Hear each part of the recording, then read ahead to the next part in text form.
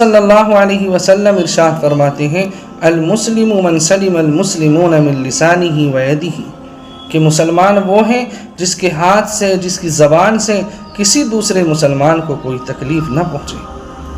اور یہ مسلمان کے مسلمان ہونے کی علامت ہے، اس کے ایمان کی تقویت کی علامت ہے۔ اگر ہم نے اپنی زبان سے، اپنے ہاتھوں سے، اپنے کسی عمل سے کسی دوسرے مسلمان کو پریشان کیا، اس کو پریشانی کے اندر ڈالا، تو یہ ہمارے ایمان کے کمزور ہونے کی علامت ہے۔ اور آج تو حالات یہ ہیں کہ ہم ہر وقت اپنے کسی دوسرے بھائی کے لیے یہ سوچ رہے ہیں کہ کسی بھی طرح سے اس کو تکلیف دی جائے، کسی بھی طرح سے اس کو پریشان کیا جائے، کسی بھی طرح سے اس کے اوپر پریشانی کا عالم برپا کیا جائے۔ حالانکہ حضور فرماتے ہیں کہ مسلمان وہ جس کے ہاتھ اور زبان سے کسی کو تکلیف نہ پہنچے۔